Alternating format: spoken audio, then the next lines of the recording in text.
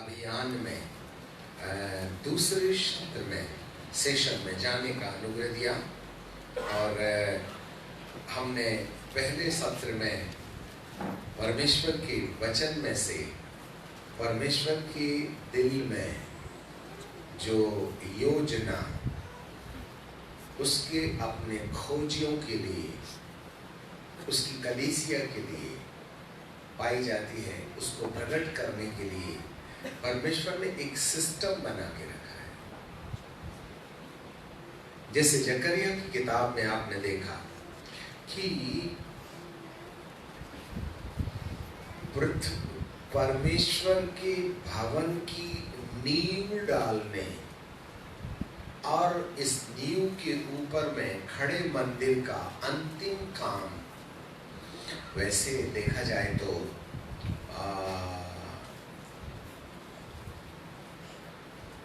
ये सभाएं शाम को भी होंगी 7 बजे से। जिनके पास वक्त होगा वो लोग संध्या भी आए और कल सुबह 9 बजे भी और कल शाम को भी। 2 दिन हम खाली हैं, क्यों ना हम इन वचनों को सीखें। हम जो टेम्पल है ना, परमेश्वर का जो मंदिर है, उसका रहस्य शाम को बताएंगे। आज सुबह हम थोड़ा सा व्यावसायिक मोड में जाएंगे, एडमिनिस्ट्रेटिव टॉक करेंगे कि नींव क्या है और भवन का काम पूरा किया जाना कैसा होता है। चर्च की वास्तविक डेफिनेशन या परिभाषा क्या है, उसको हम शाम को देखेंगे। परमेश्वर का जो वचन है, परमेश्वर का जो मन है, उसको समझना हर सेवक की सबसे पहली जरूरत है। यदि हमें परमेश्वर के मन की बात समझ में नहीं आई तो हम परमेश्वर के दिल में क्या है, हम उसके हिसाब से काम नहीं कर पाएंगे। इसलिए हमें परमेश्वर का मन समझना जरूरी है। और जब तक परमेश्वर का मन समझाने वाले नहीं है, आमोस नबी की किताब और उसका 3रा अध्याय और उसके 7वें पद में बाइबल ऐसा कहती है। आमोस नबी की किताब और उसका 3रा अध्याय और उसका 7वां पद है, वहाँ बाइबल हमें ऐसा कहती है कि परमेश्वर अपने दास भविष्यद्वक्ताओं के अंदर अपना मर्म प्रकट किए बिना कुछ नहीं करता है। इसलिए परमेश्वर को एक नबी की जरूरत होती है ना। और उसको एज इट इज हम पढ़ लेंगे। आमोस नबी की किताब उसका 3रा अध्याय उसका 7वां पद। इसी प्रकार से प्रभु यहोवा अपने दास भविष्यद्वक्ताओं पर अपना मर्म बिना प्रकट किए कुछ न करेगा।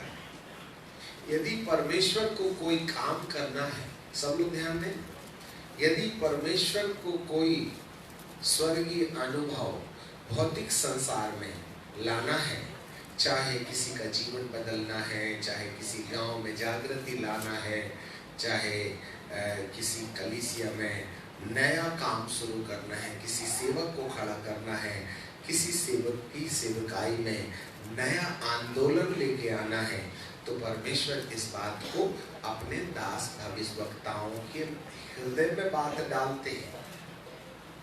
और जब ये बात परमेश्वर के दासों के दिल में डालते हैं, तब वो लोग जो है लोगों के सामने रखते हैं।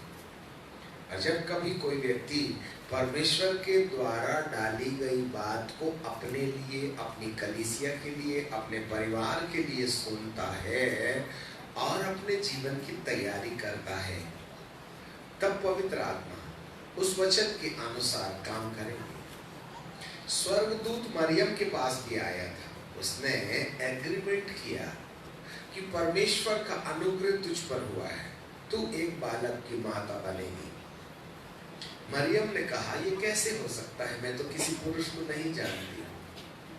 तो स्वर्गदूत जिब्राइल बाबा ने मरिया को बोला कि परम प्रधान परमेश्वर की सामर्थ्य तुझ पर साया करेगी और तेरे कोख में पवित्र आत्मा की सामर्थ से एक बालक का निर्माण होगा जो परमेश्वर का पुत्र कहलाएगा। देखिए, मरियम उस जमाने में कोई विज्ञान की विद्यार्थी नहीं थी, है? उसने कैसे मान लिया कि बिना पुरुष के संतान होगी? भाई, विज्ञान तो ये कहती है कि पुरुष के द्वारा ही कोई महिला गर्भवती हो सकती, परंतु जब मरिया ने एक बात कहा, हे प्रभु तेरे वचन के अनुसार मेरे साथ हो, she did the agreement। और जब तक मरियम ने स्वर्गदूत के द्वारा भेजे गए वचन को मान नहीं लिया और अपनी सहमति नहीं दे दी, तब तक उसके अंदर कोई घटना नहीं घटी। सबसे मुख्य चीज है, यदि परमेश्वर के दास भविष्यवक्ता जो बात आपके सामने रख रहे हैं और ये बातें यदि परमेश्वर की ओर से आई हैं और वे परमेश्वर की बातों में से लेकर के तुम्हें बता रहे हैं, तो जो जो लोग उस विषय में एग्रीमेंट देंगे, अपनी सहमति देंगे, उसी सेकंड में पवित्र आत्मा उनके जीवन में अपना काम शुरू कर देगा। यदि वे डिसएग्री हो गए, यदि उन लोगों ने परमेश्वर के साथ समझौता नहीं किया और वे उसकी बात मानने के लिए तैयार नहीं हैं, तो परमेश्वर की योजना परमेश्वर तक ही पड़ी रहेंगी, वह आपके जीवन में कभी पूरी नहीं होगी। सो हमारी जरूरत है कि हम जब कभी परमेश्वर की आवाज सुने तो उसको माने। इसलिए बार बार प्रकाशित वाक्य में लिखा है, जब कभी भी तुम परमेश्वर की आवाज सुनो तो अपना मन कठोर मत करना। इसलिए नम्रता और दीनता की जरूरत होती है, हमें ढिठाई करने की कोई जरूरत नहीं है। जब कभी हमको समझ में आ जावे तो उसको मान लेना चाहिए। इसीलिए परमेश्वर के दिल की बातों को जानने के लिए परमेश्वर दो सेवकों को अपने पास लाके आने के लिए खड़े होने को मौका देता है, जिससे कि वे बेहतर रीति से परमेश्वर के दिल की बातें लोगों के सामने रखें।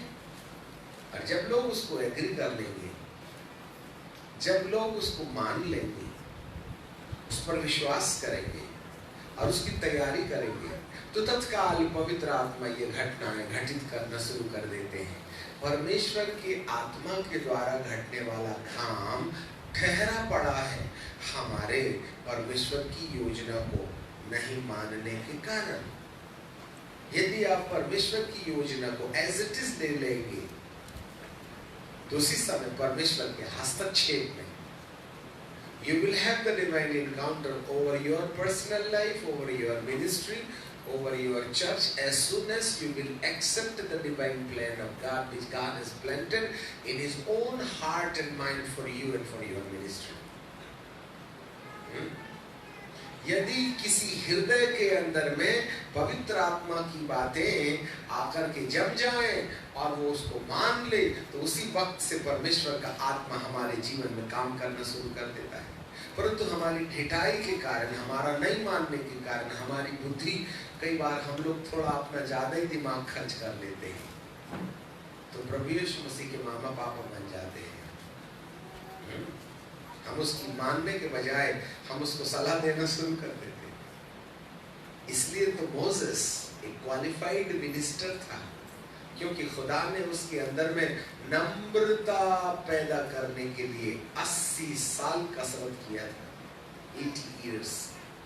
तब जाकर के वह मानने के लिए तैयार हो गया और उसके परिणाम स्वरूप 40 साल तक वह इस्राएलियों का अगुआ बने रहा। याद रखिएगा। खैर, कुछ भी हो, सो परमेश्वर आज हमारे सामने अपनी योजना रख रहे हैं। आज हम आपको कुछ विशेष बात बताना चाहते हैं। चाहे आप एवेंजलिस्ट हो, चाहे आप पास्टर हो, चाहे आप टीचर हो, चाहे आप प्रॉफिट हो, चाहे आप एपोस्टल हो, हर एक सेवा के लिए बुलाए हुए व्यक्ति के साथ यदि परमेश्वर सफलतापूर्वक काम करना चाहता है तो उसको 4 बातों को ध्यान रखना पड़ेगा। अब आपको लिखना पड़ेगा। हर एक बेहतर परमेश्वर के राज्य को स्थापित करने वाले को 4 सरकार के नियम मानने हैं। The 4 type of constitution, 4 प्रकार की सरकार। अब आप कहेंगे ये कौन सा फंडा है? आप सुनिए ना, 4 प्रकार की सरकार कलीसिया को बेहतर दिशा दे सकती है। पहली सरकार लिखे, the constitution of the word of God, वचन का नियम, वचन की व्यवस्था है ना। परमेश्वर के वचन के द्वारा परमेश्वर हमको अपने दिल की बात बताते हैं। ठीक है, पहले पॉइंट बना लीजिएगा। नंबर 2, पवित्र आत्मा की व्यवस्था, the constitution of the Holi spirit, पवित्र आत्मा की नियमावली, पवित्र आत्मा के नियम। ये 2 सरकार हैं जो आध्यात्मिक हैं। देन फिर इसके बाद में नंबर 3, भारत का विधान, द इंडियन कॉन्स्टिट्यूशन, भारत की सरकार या भारत के विधान के अनुसार हमारी कलीसिया का निर्माण है। ये 3rd कॉन्स्टिट्यूशन है। एंड देन 4th में the world wide church constitution, संपूर्ण दुनिया में परमेश्वर ने एक ग्राफ बना के रखा है, एक पैटर्न बना के रखा है, एक नियम बना के रखा है, जिसके आधार पर परमेश्वर संपूर्ण विश्व की कलीसिया को एक ही मॉडल में बदल देना चाहता है। ये Kerala model, China model, India model, Hindu model, ईसाई मॉडल, अमका मॉडल, ढमका मॉडल, ये ऑर्डर मॉडल से मेरे परमेश्वर को कोई मतलब नहीं है। जब कभी भी कलीसिया स्वर्गारोहण के लिए तैयार होगी तो परमेश्वर सारे विश्व को एक ही रूप में ढालना चाहता है। इसलिए हमने जो शुरू किया था वो ये था कि एक ही परमेश्वर है, एक ही आत्मा है जो तुम्हारे अंदर है, एक ही विश्वास है, एक ही बपतिस्मा है, और हम सब आपस में जुड़कर एक देह बनाते हैं। कोई केरल की देह और मध्य प्रदेश की देह और गुजरात की देह और चाइना की देह और सिंगापुर की देह, ये कोई अलग अलग देह नहीं है। नहीं तो स्वर्ग में भी देश के हिसाब से अलग अलग कॉलोनी बनाना पड़ेगा, क्योंकि केरला सिस्टम अलग है, नॉर्थ इंडियन सिस्टम अलग है। केरला वालों की नॉर्थ इंडिया से पड़ती नहीं और नॉर्थ इंडिया वाले ज्यादा ताली ठोकते नहीं। तो ये जो मनुष्य की बुद्धि के आधार पर अलग अलग तौर तरीके अपनाए गए हैं, ये अपनी जगह में बिल्कुल ठीक हैं, हम इनको हस्तक्षेप नहीं करते। परंतु हर कलीसिया के लोगों को, हर देश के लोगों को, हर प्रांत के लोगों को विश्वव्यापी तरीके से परमेश्वर ने किस तरीके से कलीसिया का सेटअप किया है, किस तरीके से परमेश्वर ने कलीसिया का ढांचा बनाया है, इस ढांचे पर ध्यान रखना हमारी अत्यंत आवश्यकता होती है। गुजराती लोगों के लिए स्वर्ग में एक अलग ही कॉलोनी होगी, और मलयाली ज्यादा हल्ला करते हैं, इसलिए उनको नाले की उस पार वाली कॉलोनी देनी। ऐसा है क्या? जब स्वर्ग में जाकर एक ही ढांचा बनेगा, एक ही नियम है, तो हम धरती में पहले से प्रैक्टिस क्यों नहीं करते? इसलिए world constitution, the world church constitution, विश्वव्यापी कलीसिया को परमेश्वर ने अलग अलग प्रेरितों के द्वारा जो ढांचा दिया है, उसका हस्तक्षेप हर कलीसिया के अंदर होना चाहिए, जिससे हमको बैसाखी मिले, बना मिले, हम सीखें, अपनी मनमानी न करें। पता चला गुजरात के लोग गुजराती सिद्धांत के अनुसार अपने अपने कल्चर और हिसाब से कलीसिया बनाने के लिए चले, तो ऊपर प्रभु जी कहता है तुम्हारा नंबर बाद में लगेगा, बहुत सी कमी है, 3 चीप गाय में बाहर चल, बाद में आना। तब तक मलयाली लोग चले गए, आपका नंबर पीछे से लगेगा। यदि हमारे प्रभु एक ही बार आएंगे सारी दुनिया की कलीसिया को ले जाने के लिए। तो संपूर्ण दुनिया की कलीसिया को एक ही पैमाने में, एक ही गेज में, एक ही उलूम में, क्या बोले, उलूम, ठीक, ओडम्बो, एक ही ओडम्बो में तैयार होना चाहिए। समझ में आ गई? इसलिए प्रभु जी हमको 4 सरकार देते हैं। यदि एक सेवक अपनी परिपक्व सेवा करना चाहता है, एक विश्वासी एक परिपक्व विश्वासी बनना चाहता है, एक कलीसिया को या कलीसिया की एडमिनिस्ट्रेशन को या व्यवसाय को पूर्ण रीति से सिद्ध कलीसिया के रूप में बनना है, तो इन 4 पॉइंट को, कम से कम इन 4 पॉइंट को, मोटा मोटा जो हम बात कर रहे हैं, इन चारों पॉइंट्स को विशेष रीति से ध्यान देना चाहिए। अब जरा देखिएगा, कई जगह जंगल में कलीसियाएं बन रही हैं जहां सेवकों की आवाजाही कम है। पवित्र आत्मा कई बार इस्माइली लोगों के घर में सीधे जाके बात कर रहे हैं।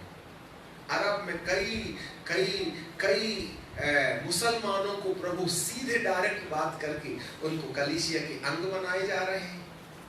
चाइना में पवित्र आत्मा अपने तरीके से काम कर रहे हैं, और इन दिनों में बड़े बड़े हाई कास्ट के लोग स्वर्गदूतों को देखने लगे, जिनका कलीसिया से कोई लेना देना नहीं, परंतु वे अपने आप में यदि अलौकिक हस्तक्षेप के अंतर्गत आ भी जाएं, तो ऐसे समय में उनका प्रमोशन होना जरूरी है। हाँ, मैंने स्वर्गदूत देखा, उसी पर खड़ा है हमारा विश्वास। बाइबल वगैरह पढ़े ही नहीं आपने। इसलिए परमेश्वर के दिल की बात को समझने के लिए बाइबल के वचन सबसे आसान और सरल रास्ता है, जिसके द्वारा परमेश्वर के दिल के अंदर क्या बात पाई जाती है, ये बात हम बहुत आसानी से सीख सकते हैं। वेरी इजी, याद रखिएगा। इसलिए वचन की जो नियमावली है, उसको हर सेवक को समझना चाहिए। कई बार हम वचन का अधूरा ज्ञान रखने के कारण अधूरे सिद्धांत पर खड़े रहते हैं और उसी की आदत बना लेते हैं, और उसी अधूरे वचन को हम अपने कलीसिया को सिखाते हैं, और कलीसिया भी उस अधूरे वचन पर चल करके क्या बोलती है, इसके आगे पीछे कुछ नहीं। तो हमारी प्रगति रुक गई ना। यहाँ पर जो प्रेरितों की 5 प्रकार की सेवकाई में जो 16 पॉइंट दिए गए हैं, उसमें बहुत सी चीजों की तरक्की के मामले में बात आई है। यदि आप 3 यूहन्ना की किताब निकालें, यूहन्ना की 3 यूहन्ना उसका 1 अध्याय और उसके 2 पद में बाइबल हमें ऐसा कहती है। 3 यूहन्ना 1:2 वहां लिखा है, हे प्रिय, मेरी यह प्रार्थना है, जैसे तू आत्मिक उन्नति कर रहा है, वैसे ही तू सब बातों में उन्नति करे और भला और चंगा रहे। सब बातों में उन्नति। कई लोग आत्मिक बात को इतना महत्व देते हैं कि और बहुत सी बातों को पीछे छोड़ देते हैं, पर बाइबल ऐसा कहती है कि जो लोग आत्मिक उन्नति करने वाले रास्ते पर खड़े हैं, उनको और भी बातों में उन्नति करना चाहिए। इस बात के लिए मैं प्रार्थना करता हूं। तो कौन सी बातों के लिए, विषय में उन्नति करने को प्रभु बोल रहे हैं? केवल आत्मा के वरदान, केवल प्रार्थना, केवल उपवास, ना ना ना। उसके साथ में तेरी भौतिक आवश्यकताओं में भी बढ़ते चले जाना, प्यार भाव में भी बढ़ते चले जाना, समाज में भी तेरा औधा होवे। धरती पर मैंने तुझको आत्मिक इसलिए नहीं बनाया कि तू समाज का बहिष्कार करे और असामाजिक प्राणी बनकर के जंगल में भूतों की तरह रहने लगे। बहुत से तपस्वी बिना कपड़े के हिमालय की पहाड़ी में बैठे रहते, जड़ पीड़ खाते रहते। उनको पत्नियों से डर है कि डर को क्या समझेंगे परमेश्वर के वचन, है कि नहीं? अरे सही साधु तो वो है जो परिवार में रहकर की भी वैसी नीति अपनाए जैसे वे पहाड़ जंगल में अपनाते हैं, तभी सिद्ध साधु है। क्या औरतों को डर के मारे भाभी बीवी बाल बच्चों की जवाबदारियों से भागकर तुम आधे नंगे खड़ेश्वर महाराज बन के खड़े हुए एक पैर में, इसको तपस्या नहीं बोलते। तपस्या तो परिवार में रह करके। याद रखिएगा, ऐसे समय में परमेश्वर हमें हर बात में उन्नति करने बोलता है, परिवार में उन्नति करने बोलता है, ज्ञान में उन्नति करने बोलता है। अब कलीसिया बन गई, उसको कायदे कानून मालूम ही नहीं, तो कायदे कानून में प्रगति करना है। विश्वव्यापी कलीसिया किस ढांचे पर खड़ी है, उस ढांचे को समझना है, इस बात पर प्रगति करना है। Various kinds of way to promote ourselves, है ना। कूप मंडूक मत बनिए। कूप मंडूक का मतलब होता है कुएं के अंदर रहने वाला मेंढक जब ऊपर झांक के देखता है तो लगता अरे बाप रे, चंद्रमा के समान आकाश है। उसने कभी अंदर से बाहर आया ही नहीं। एक दिन खूब पानी गिर गया और पानी भर कर के ऊपर आया। बेचारा ये पानी से कूद करके कुएं की पार में जब आकर के देखा, अरे बाप रे बाप, ग्रेट कंफ्यूजन। मैं तो सोच रहा था आकाश इतने ही सा है, परंतु आज मुझको पता चला जब मैं कुएं में पानी भर जाने के बाद कुएं के पानी से छलांग मार के कुएं की आजू बाजू जो बाउंड्री है ना, वहां आकर के देखा, तब पता चला अरे बाप रे बाप, इतना बड़ा आकाश है क्या। कई बार हम भी लिमिटेड हो जाते हैं। ग्रामीण स्तर की कलीसियाएं ग्रामीण स्तर में कूप मंडूप हो जाती है, कुएं के मेंढक की तरह हो जाती है। उनकी समझ लिमिटेड हो जाती है। वे रोटी कपड़ा मकान तक ही प्रभु के लिए आराधना करते हैं, चंगाई छुटकारा दर्शन भविष्यवाणी तक ही हम लोग जो हैं। परंतु बाइबल का परमेश्वर कहता है यदि तुझे सब बातों में प्रगति करना है तो उसके अंतर्गत ये चारों प्रकार की सरकारें तेरी मदद करेंगी। 4 kinds of constitutions, जिसमें सबसे सरल और आसान रास्ता है परमेश्वर का वचन। अब आप में से हर एक के पास परमेश्वर का वचन है। आप घर में पूरा पढ़ लीजिए, समझ में थोड़ी ना आने वाला है। घर बैठे यदि आप बाइबल पढ़ लेते तो समझ में आ जाता ना। तो जितने प्रभु के दास हैं उनको तो एक ही टाइम में रिटायरमेंट मिल जाता है। हे प्रभु, रख ले तू ही प्रॉफिट को, रख ले तू ही भविष्यवक्ता को। अपन उस्ताद है, अपन के पास बाइबल ना 70 रुपये वाली, अपन पूरा पढ़ के तेरे पास आ जाएंगे। प्रभु कहेंगे आएगा कैसे, समझेगा तभी ना। तो यहाँ पर केवल बाइबल हो जाना, बाइबल पढ़ लेना, बाइबल में क्या लिखा है हमें परमेश्वर के वचन में परिपक्व नहीं करती है। याद रखिएगा, इसके लिए परमेश्वर ने हमारे लिए 5 प्रकार के शिक्षक रखा है। शिक्षा का अभिषेक वाला शिक्षक, पास्टर वाला शिक्षक, और एवेंजलिस्ट वाला शिक्षक, और भविष्यवक्ता वाला शिक्षक, और उसके बाद में प्रेरित वाला शिक्षक। 5 types of teacher is available to teach the people of God so they may grow in the Lord and in His own divine plan. अब हमें ये चुनाव करना है कि कौन से वाले शिक्षक से हमने शिक्षा पाई है। थोड़ा जटिल है मामला, हम थोड़ा ऑपरेशन करने जा रहे हैं। ये जो बाइबल स्कूल वाला शिक्षक है ना, वो बाइबल स्कूल वाला शिक्षक आपको शिक्षा देगा क्या मालूम क्या? यहूदा इस्करियोती कब मरा, उसके बाप का नाम क्या है, उसकी माँ का नाम क्या है। थोमा भारत में आया था, कब आया, कौन से सन में आया, उसकी जात क्या थी, सबसे पहले कहाँ आया, उसकी कब्र कहाँ है।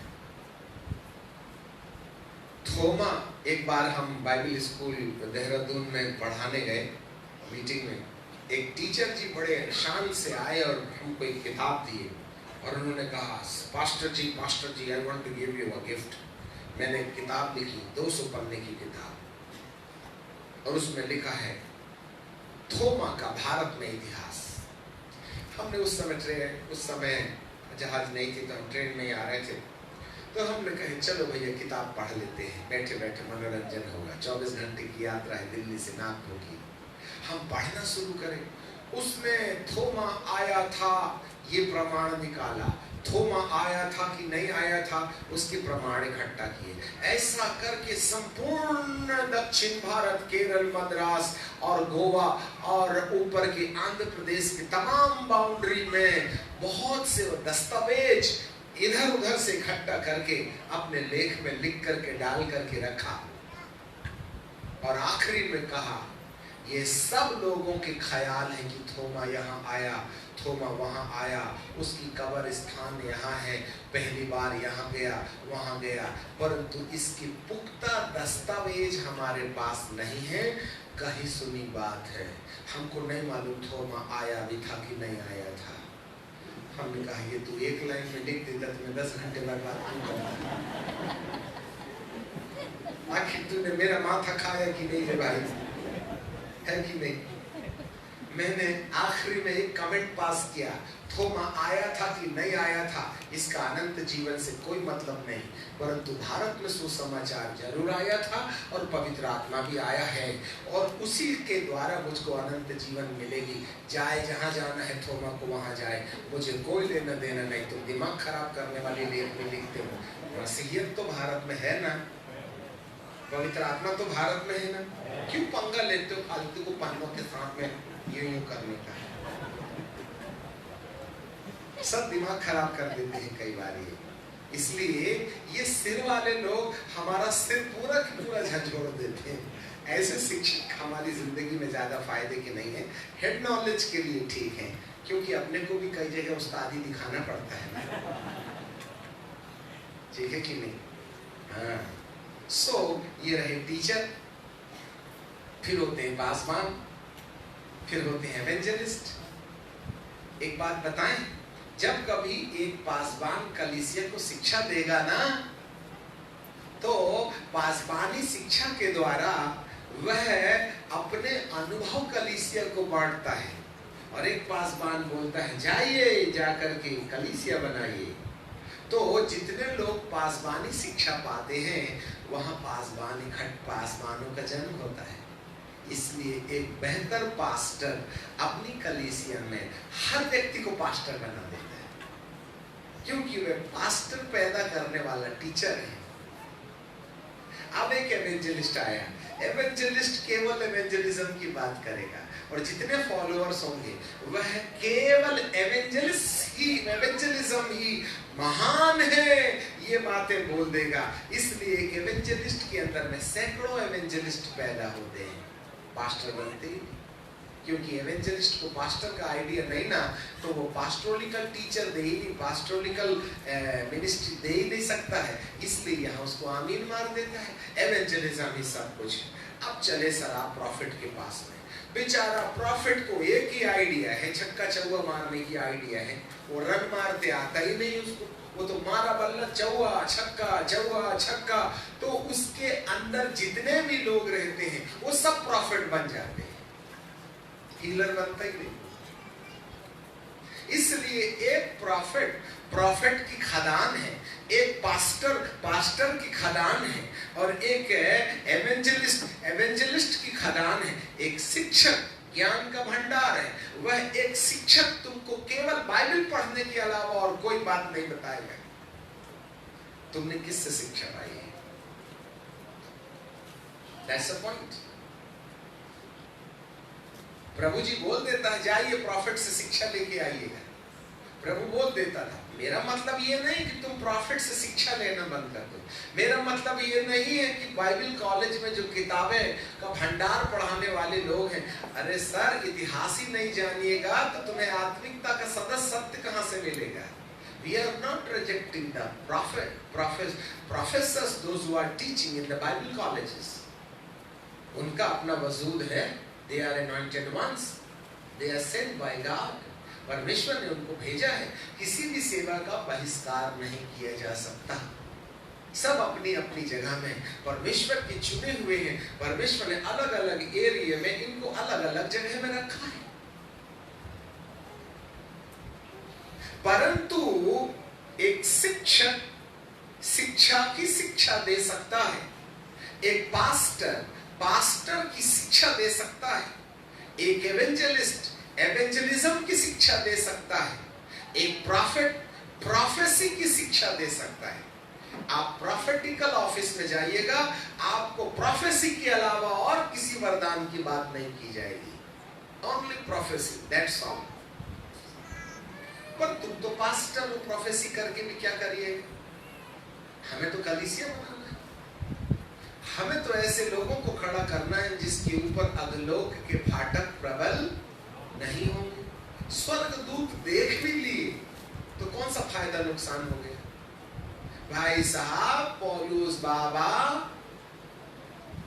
ना जाने देह सहित ना जाने देह रहित मैं तीसरे आसमान पर उठा लिया, और वहां जो बातें मैंने देखी मैं तुमको बताऊंगा तो तुम मेरे को पागल खाना भेज दीजिएगा, क्योंकि तुम्हारे सिर में सिर है ही नहीं।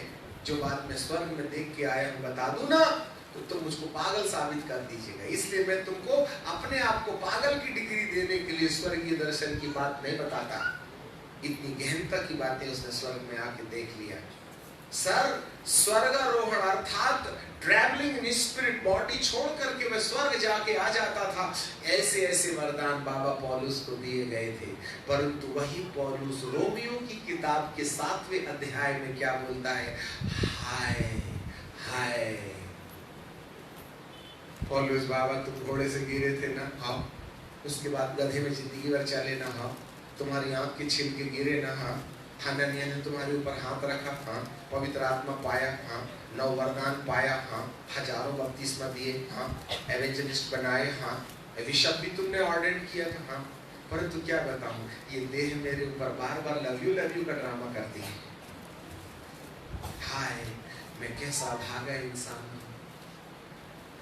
मुझे इस मृत्यु की देह से कौन छुड़ाएगा? जो मैं करना चाहता हूं वो बनता ही नहीं, और जो नहीं करना चाहता हूं वही कर बैठता हूं। सोचा तो था मोबाइल की बटन नहीं दाबूंगा, पर दिल ही नहीं मानता है। थी तो पत्नी, परंतु क्या करें, पड़ोसन की खिड़की झांके बिना नींद आती ही नहीं समझे बात। मैं हार गया। ए बाबू, तू तो बड़ा उस्ताद था ना आत्मा में। हाँ, हूँ तो भूत निकालने में बात मत करना, अभी भी आती। हर दांव पे कैसा भी भूत होगा निकाल लूंगा, परंतु दिल में पड़ोसन के प्रति जिगी जिगी हो गया है ना, इससे हार गया हूं मैं। हाय, मैं कैसा भागा इंसान हूं। इसका मतलब है इतना दक्ष आत्मिक अनुभव रखने वाला अपनी इंद्रियों से हार जाता है। क्या समझिएगा? क्या उसको बाइबल नहीं मालूम थी? क्या आपको बाइबल नहीं मालूम है? जिस जगह में हम गिर रहे हैं, क्या वो पाप है बोल के आइडिया नहीं किया है? हमको नहीं मालूम झूठ बोलना पाप है, हमको नहीं मालूम दोष लगाना पाप है, फिर बंद क्यों नहीं कर देते? क्यों रिपीटेशन है गलतियों का? हालेलुया। बात ये नहीं है कि हमने शिक्षा कहां से पाई। आगे बाइबल कहती है उसने बेहतर कलीसिया को ट्यून अप करने के लिए जो बातें इन 2 नबियों के अंदर, एक है एलिया और दूसरा है मूसा, उनके अंदर जो डाल के रखा था ना, वे यदि तुम्हें शिक्षा दें तो वे परमेश्वर के दिल की बात बता देंगे। ये 5 उंगलियां हैं, देखो ये छोटी वाली, ये सोच रही है चलो अपन अकेले क्या करते हैं, ये चश्मे को लेकर के कोशिश करते हैं आंख में लगाने के लिए। पता चला कान में जाने के बजाय आंख में लग गई। फिर ये पास्टर आया और कहने लगा, ए चल छोड़, अपन अकेले बहुत है। अरे चश्मा उठ भी गया, परंतु पानी की गिलास उठा के देखा, ठीक है कि नहीं? ये एवेंजलिस्ट बोलता है पावर, अपन के सामने कोई नहीं टिक सकता, ठीक है कि नहीं? इससे बोलना जरा, कॉलर की बटन लगा के बताइए जमेगा क्या? ये कहता प्रॉफिट, फालतू की बात मत करना, नाम लेके पुकार लूंगा। 4 पीढ़ी पहले तेरे दादा का बाप का नाम क्या था मेरे को मालूम है, बीड़ी तो नहीं छोड़े ना तुमने। हालेलुया, इट इज गुड, इसको इनकार नहीं किया जा सकता। एक भैया ने हमारे को केरल से फोन किए, पास्टर जी आज मैं बड़ा डिप्रेशन में हूँ। मैं बोला क्या प्रॉब्लम हो गया? भारत के बड़े बड़े परमेश्वर के दासों ने मुझे भविष्यवाणी करके बताया तेरे साथ ये होगा। बिल्कुल दूसरा भविष्यवक्ता भी ऐसे बोला, तीसरा भविष्यवक्ता भी ऐसे बोला, चौथा भविष्यवक्ता भी ऐसे बोला। बीते 10 साल से भविष्यवाणी सुन रहा हूँ, परंतु एक भी मच्छर नहीं मार पाया मैंने। भविष्यवाणी सुन के भी क्या करिएगा, प्रभु तो तुम्हारे साथ काम ही नहीं कर रहे। अरे मेरा नाम पुकारा, बाप रे बाप, मजा आ गई। तो क्या हुआ? आप मिसअंडरस्टैंड मत कीजिएगा परमेश्वर के दास। It is good to have the prophecy for your ministry, पर कुछ घटना चाहिएगा ना। प्रभु तुमको बेनिहीन के समान काम में लाएगा। हम जब 11 साल के थे तब से बोला था, अब 90 साल के हो गए, अभी तक हमने एक भी बेनिहीन के समान काम नहीं किए। तो भविष्यवाणी को क्या आचार डालिएगा? Praise the Lord. अरे कही गई बात पूरी होना चाहिए ना। फिर आप कहिए वो प्रॉफिट गलत था, देखो उसने बोला तो था पर हुआ नहीं, पर तुमने बीड़ी भी तो नहीं छोड़ा था। भाई यदि तुमको बेनिहीन बनना ही है तो पड़ोसन का लफड़ा ठीक करना पड़ेगा कि नहीं करेगा? पवित्र आत्मा तो चाहती तो है, लोग लालच ठीक करना पड़ेगा ना। भविष्यवाणी हो गई तो क्या इसका मतलब तुम भविष्यवक्ता बन गए क्या? इसीलिए एक महत्वपूर्ण मिनिस्ट्री और आगे खड़ी हो जाती है, ये है प्रेरिताई सेवा।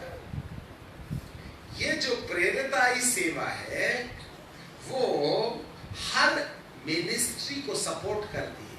जरा देखिएगा, ये बेचारा प्रॉफिट बार बार पानी की गिलास उठा रहा था पर उठा नहीं पा रहा था। ये प्रॉफिट उठाने की कोशिश कर रहा था, पकड़ने की कोशिश कर रहा था पर लुढ़क गया। तो ये प्रॉफिट क्या बोलता है, मैं अकेला काम नहीं करता, अपोस्टल मदद करना। ये एवेंजलिस्ट भी था, बहुत कोशिश की बेचारा ग्लास उठाने की। चिंता मत कर, अपन दोनों बहुत हैं। फिर पास्टर अकेला था बेचारा, खूब कसरत किया। हम कहता है चिंता नहीं करना। ये जो अंगूठा है वह चारों सेवकाइयों की मदद करता है। इसीलिए प्रभु कहते हैं प्रेरितों से शिक्षा पाने। We need the apostolic teachings। और जब तक भारत की कलीसिया को प्रेरिताई शिक्षा नहीं मिलेगी तब तक ये चारों सेवकाइयां इनकम्प्लीट होंगी। क्योंकि यदि ये 4 सेवक इंडिपेंडेंट खड़े हो जाएं तो कुछ तो हिलाया डुलाया जरूर सकता है, परंतु लक्ष्य तक नहीं पहुंचा जा सकता। इसलिए एक देह के जोड़ के साथ एक देह का निर्माण करना, अलग अलग जोड़ मिलकर के एक देह का निर्माण करते हैं। देखो परमेश्वर इन दिनों में हमको एक बेहतर समझ में लाने का प्रयास कर रहा है। हम जो टूटे हैं ना, इंडिपेंडेंट मिनिस्टर बन के इधर उधर तितर बितर पड़े हुए हैं, जो समझ में आ रहा कर रहे, जो अपने को आया तो आया, नहीं आया तो नहीं आया, अपन लिमिटेड हो गए हैं ना, न किसी से मिलते हैं न किसी से सलाह देते हैं। जो अपने को आया समझ में वही हम करते रहते हैं। आपको मालूम है ऐसा करने से आपकी बहुत बड़ी कसरत का नतीजा बहुत थोड़ा सा मिलेगा, क्योंकि हम स्वयं पर आश्रित हो गए। इसलिए बाइबल कहती है कोई इंडिपेंडेंट नाम की मिनिस्ट्री नहीं है। बाइबल में इंडिपेंडेंट नाम का शब्द ही नहीं है। हम स्वतंत्र सेवक, किसी का लेते नहीं, किसी का खाते नहीं, अपने तरीके से चलते हैं। इसका मतलब है एक गिलास इस छिंगली से ढकेल के गिराया जरूर जा सकता है, परंतु इस गिलास को उठाया नहीं जा सकता। We can do something through independent ministry, but we cannot complete the task which God has planted for you। आपके लिए परमेश्वर की महान योजना जो आपके लिए रखी गई है वह पूरी नहीं हो पाएगी यदि हम स्वयं पर आश्रित हो गए तो। इसलिए हमको एक सहयोगी सेवक की जरूरत है जो तुम्हें हर एरिया में मदद करेगा। इसलिए बाइबल के पैटर्न के अनुसार प्रेरितों से शिक्षा पानी, क्योंकि एक प्रेरित बेहतर टीचर की शिक्षा देता है, एक प्रेरित बेहतर पासबानी कर करके अंदाजी शिक्षा देता है, एक प्रेरित सुसमाचार के प्रचार की बेहतर सुसमाचार को सामर्थ्य के द्वारा प्रमाणित करके उन्हें बेहतर सुसमाचार प्रचार करने का आइडिया देता है, वह बेहतर प्रॉफिट की शिक्षा देता है। ऐसा करने से जो लोग प्रेरितों से शिक्षा पाने की संगति में रहते हैं, उनके पास में चारों प्रकार के अंदाज वाली शिक्षा आपको बेहतर दर्शन तक पहुंचने में आपकी मदद करती है। इसलिए हर एक व्यक्ति को प्रेरित भारत में कौन है उसकी खोज करना चाहिए। अलग अलग रीजनों में परमेश्वर अलग अलग प्रेरित खड़ा करते हैं।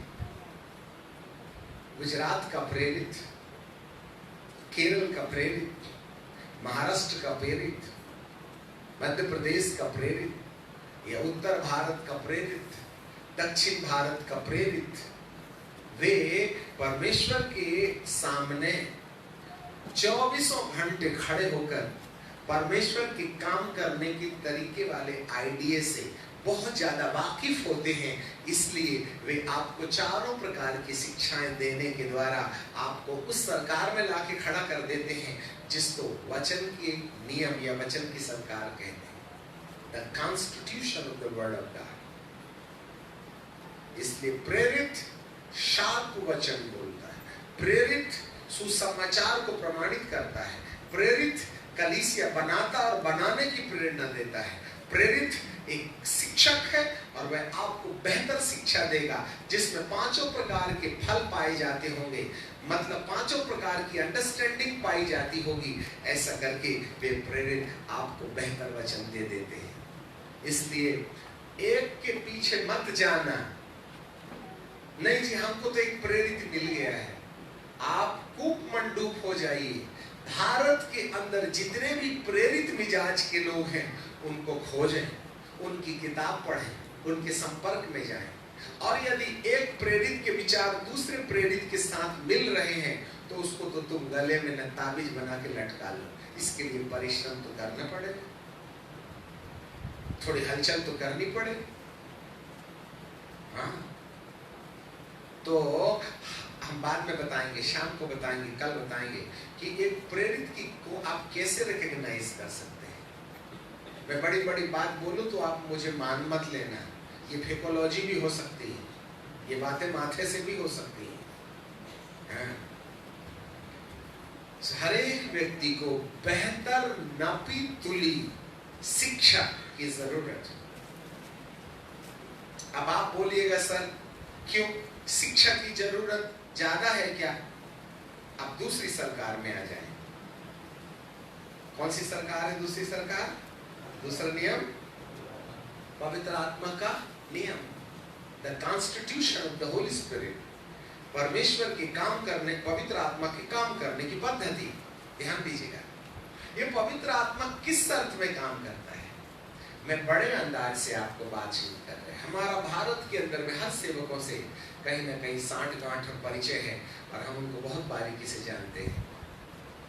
तो बड़े अंदाज के साथ हम ये कह सकते हैं कि जब कभी भी परमेश्वर किसी सेवक को जिस सेवा के लिए खड़ा करता है, उसको उसी सेवा को करने से पहले उस सेवक को बौद्धिक रीति से, भौतिक रीति से उस परिस्थिति में बढ़ाता और पलाता है जिससे उसका माइंड सेट वैसा हो जाए जैसे हमारी सेवा में एक भाई काम करते हैं। उनका नाम आपने सुना होगा, मैथ्यू कुरबिल्ला। वो बड़े बिजनेसमैन थे, हमारी सेवा में उन्होंने आशीष पाई और कोई हमसे बड़े बड़े चमत्कार नहीं होते उनकी सेवा में, परंतु उनकी बुद्धि बिजनेस कर करके कैसे पॉपुलैरिटी गेन की जाती है, वो आइडिया उन्होंने बिजनेस में पा लिया था और वही वाला सिद्धांत तो उन्होंने सेवा में लागू किया। तो पावर तो 25 किलो का था, परंतु उन्होंने अपनी बुद्धि को जिस तरीके से पवित्र आत्मा को बहने के लिए काम में लाया, गुरु तो गुड़ ही रहा, चेला शक्कर बन गया। हम भारत में यहाँ कदम ताल कर रहे हैं, हमारा चेला दुनिया में बड़े बड़े लोगों का सिर बन के बैठ गया, क्योंकि उसके पास उस प्रकार की समझ थी। वह हाई सोसाइटी में बैठना जानता था, उसको मालूम था कैसे पोस्टर छापते हैं, पॉपुलैरिटी कैसे गेन करते हैं, इज्जत कैसे बनाते हैं। जैसे पैसे को पैसे से कैसे खरीदा जाता है, इसी तरीके से इस माइंड को उसने पवित्र आत्मा के द्वारा इस माइंड को बिजनेस में बदल दिया और इस तरीके से बपतिस्मा दिया। एक दिन में एक हफ्ते में 450 बपतिस्मा होते थे। आज लगभग 3-3.5 लाख लोगों के हृदय में उसने अपनी फोटो खिंचवा ली। हम 10-20 हजार में खड़े, क्योंकि देहाती मिजाज के थे ना, अभी भी हमको ये चलाते नहीं आता। प्रभु कहते हैं जब तेरे को ये ही नहीं आता तो मैं आगे क्या तेरे लिए बटन दाब दूं। हालेलुया। इसलिए एक कबाड़ी मिजाज का सेवक जब सेवा करता है ना, तो पवित्र आत्मा उसके कबाड़ी मिजाज के द्वारा काम करते हैं, वो डॉक्टर के मिजाज से काम नहीं करते हैं। एक ड्राइवर जब पादरी बन जाता है तो ड्राइवरी हिसाब से कलीसिया बनाता है। एक मछुआरा जब पास्टर बनता है तो वह उसको उसी हिसाब से कलीसिया बनाने के लिए पवित्र आत्मा का अभिषेक बहता है। इसका मतलब है एक सेवक के माइंड सेट के ऊपर पवित्र आत्मा का बहना जारी रहता है। जरा हमारी आज रात 2 बजे हम घर पहुंचे थे। 2-3 घंटे सोने के बाद में 5-5:30 बजे नींद जग गई। आदत बनी है ना खड़े होकर प्रार्थना करने की। फिर हम 6:30 बजे उठ करके जाके थोड़ा सा घूमने फिरने लगे और जाते जाते हालेलुया प्रेज़ द लॉर्ड अन्य भाषा बोल रहे थे। पवित्र आत्मा हमको रास्ते में बातचीत कर रहे थे। अकेले रहने में ज्यादा मजा आता है। और जो मैसेज मैं आपको दे रहा हूँ वो सुबह पैदल चलने के टाइम पर पवित्र आत्मा ने हमको दिया। एक व्यक्ति का दिमाग जिस तरीके से होगा, पवित्र आत्मा उसी दिमाग के आधार पर काम करते हैं। मान लो मैं एवेंजलिज्म पर विश्वास करता हूं, तो पवित्र आत्मा क्या बोलेगा? इसके साथ में एवेंजलिज्म करने में मजा आएगा। दूसरा क्या बोलता है? मैं तो प्रॉफिट माइंड का आदमी हूं, तो पवित्र आत्मा कहेगा प्रोफेसी वाले मामले में इसके साथ थोड़ा इजी लगता है, चलो। तो पवित्र आत्मा बेवकूफ तो है नहीं, वो तुम्हारा माइंड सेट पढ़ लेता है और उसी हिसाब से काम करता है। The Holy Spirit constitution is depends upon the mindset. आपका दिमाग किस तरीके से ट्रेंड किया गया है, आपकी बुद्धि के अंदर किस प्रकार की बातें पाई जाती हैं, पवित्र आत्मा उसी बातों के आधार पर तुम्हारे अंदर वरदान देगा। आपने पढ़ा था वह परिमाण के अनुसार वरदान देता है। अब आपके पास में कौन सा पैमाना है? यदि आप टीचर के द्वारा प्रभावित होकर के अपने माइंड सेट को टीचिंग डिपार्टमेंट से ज्यादा प्रभावित किया है, तो पवित्र आत्मा केवल आपको टीचिंग वाले मामले में काम में लाएगा। यदि आप केवल पास्टोरिकल माइंड के आदमी हैं, तो इस दिमाग से आपके दिमाग में केवल पास्टर के अलावा और कोई सपना नहीं आएगा, क्योंकि पवित्र आत्मा को मालूम है इसको पास्टोरिकल समझ का भूत झूम गया है, इसी आधार पर काम करना चाहिए। अब एक व्यक्ति का दिमाग एवेंजलिस्टिक सेटअप पर खड़ा हुआ है, उसको एवेंजलिज्म के अलावा कुछ दिखता ही नहीं, तो पवित्र आत्मा कहते हैं ये आदमी केवल इसी के लायक है, दूसरा काम करूंगा तो ये मेरे को पीछे छोड़ देगा और खुद ही आगे निकल लेगा। इसलिए उसके साथ में एवेंजलिज्म की अनॉइंटिंग काम करती है। अब एक प्रॉफिट के पीछे चले आप और आपके दिमाग में भी प्रॉफिटिकल सेटअप आ गया, तो आपको सपने में भी भविष्यवाणी का वरदान दिखेगा, कब्रिस्तान में भी भविष्यवाणी करना शुरू कर दीजिए जबकि कंडोलेंस मीटिंग चल रही है। सी, होली स्पिरिट आपके माइंड में, आपके दिमाग में जिस प्रकार का चलन चल रहा है उसी रूप में, क्योंकि पवित्र आत्मा तो सर्वगुण संपन्न है ना, उसके पास तो हर प्रकार का वरदान है, परंतु हर प्रकार के वरदान में से कौन सा वरदान आप पर लागू होता है यह निर्भर करता है आपकी बुद्धि के सेटअप किए जाने के कारण। जिस तरीके से आपका दिमाग शिक्षाओं से प्रभावित होगा, पवित्र आत्मा उसी प्रकार का अभिषेक आपके जीवन के द्वारा बहाएंगे। सर, मैं आपको 40 साल की कसरत 2 चुटकी में पिला रहा हूं, शहद के साथ खा लीजिए। ये 2 कैप्सूल है, दिखती बहुत छोटी है परंतु गहरा असर करेगी, और शहद तो फिर रंग में भंग लाएगा ही लाएगा। आज रात, आज की सुबह थोड़ा सोचें, क्या हमारा स्टेटस है?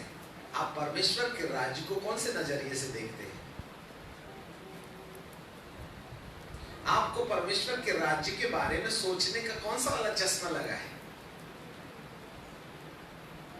यदि आप प्रेरितों की समझ पर आ जाएं, तो प्रेरित बेहतर शिक्षक के बारे में और पास्टर के बारे में और एवेंजलिस्ट के बारे में और प्रॉफिट के बारे में अंडरस्टैंडिंग देगा। That's why we need the apostolic teaching। तब प्रेरित आपके दिमाग में जिस प्रकार का सेटअप करेगा, पवित्र आत्मा उसी आंदोलन में आपके अंदर काम करेंगे। हालेलुया। पवित्र आत्मा के सरकार को अपने जीवन में जिस रूप में काम में लाना है, पहले अपना दिमाग वैसे बनाना पड़ेगा, और आपके दिमाग को बेहतर बनाने के लिए प्रेरित और भविष्यद्वक्ता दोनों आपकी गहरी मदद करेंगे। ठीक है, अब आ जाती है तीसरी बात। तीसरा नंबर क्या है? The constitution of India, Bharat का नियम विधान। हालेलुया। जाग रहे हैं? आज जगह जगह कलीसियाएं हैं। क्या हमारी कलीसिया को भारत की सरकार पहचानती है? क्या भारत के कानून के अनुसार आपकी कलीसिया कानूनन तरीके से पहचानी जाती है या नहीं? देखो, आप कहेंगे सर यार भारत का कानून से हमको कोई मतलब नहीं, हम झंडा वंदन को सैल्यूट नहीं मारेंगे, हमारा सिद्धांत। अरे क्यों नहीं मारेंगे? नहीं, प्रभु यीशु मसीह ने एक कहानी बताई थी, जो कैसर का है कैसर को, और जो परमेश्वर का है परमेश्वर को दे दो। तो एक बार यीशु के चेले आए यीशु के पास और कहने लगे, गुरुजी टैक्स कलेक्टर आए थे, उन्होंने तो कॉलर पकड़ लिया था, तू और तेरे गुरु टैक्स नहीं देते क्या? तो प्रभु चिंता में पड़ गए, कैसे करूं यार, अपन तो खाली हाथ, झोले में कुछ है ही नहीं। तो प्रभु यीशु मसीह ने कहा, देखो टैक्स वगैरह बाप बेटे से नहीं लेता, मैं सरकार का बेटा हूं। जरा ध्यान से सुनना, महसूल लेने वाले पुत्रों से महसूल लेते हैं कि गैरों से? गैरों से। तो मैं तो पुत्र हूं ना, तो टैक्स क्यों दूंगा? पर फिर भी लोगों को ठोकर ना लगूं, इसलिए मुझे टैक्स देना जरूरी है। एक काम कर, तू बंसी लेके जा, मुरली नहीं बजाने वाली, छड़ी में बाबा मछली पकड़ने की, और ना तालाब में डालना, और पहली मछली पकड़े तो मुंह खोल के देखना, वहां सिक्का मिलेगा। और तू एक काम करना, गुरु के नाम पर और हम 12 के नाम पर ये सोने का सिक्का टैक्स कलेक्टर के पास जाके कहना, ले हमारी पूरी टीम का टैक्स अदा कर देते हैं, जिससे कि भारत के कानून को हम बाईपास ना करें। जो परमेश्वर का है परमेश्वर को, और जो कैसर का है वो कैसर को दे दिया जाए। बहुत से लोग भारत के विधान को मानने के लिए तैयार है ही नहीं, बोले हम आत्मिक, हमारा परमेश्वर यहोवा।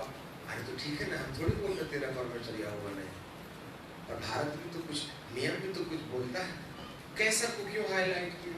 तुमने भारत विधान का अनुसरण किया क्या? अब यहां पर एक नई बात आ जाती है, जैसे तू आत्मिक उन्नति कर रहा है वैसे ही तू सब बातों में उन्नति करने चले जा। यहां पर हमारा एक नया टर्निंग पॉइंट आ जाता है। अब हम आत्मिक दुनिया से थोड़ा हट करके बाहर आ जाते हैं। यदि प्रभु जो कैसर का है कैसर को, और परमेश्वर का है परमेश्वर को, यदि यीशु टैक्स देने के द्वारा उस पद्धति का अनुसरण कर रहा है, तो हर आत्मिक लोगों को एक सबसे बेहतर देश प्रेमी होना चाहिए। मैं देश को प्रेम करता, आई लव माई कंट्री। यदि मैं अपने देश को प्यार करता हूं तो मुझे मेरे देश के कानून का ख्याल रखना चाहिए। हालेलुया। हम एक ऐसे पास्टर हैं जो इनकम टैक्स पे करते हैं। आप में से कितने पास्टर लोग इनकम टैक्स देते हैं? इसका मतलब चोरी चपाटी चालू है। हम इनकम टैक्स बचाने की बात करते हैं और हम इनकम टैक्स देने की बात करते हैं, क्योंकि जो कैसर का है कैसर को, परमेश्वर का है परमेश्वर को। आपको मालूम है मेरी पत्नी अलग इनकम टैक्स देती है, जबकि वो मेरी पत्नी है।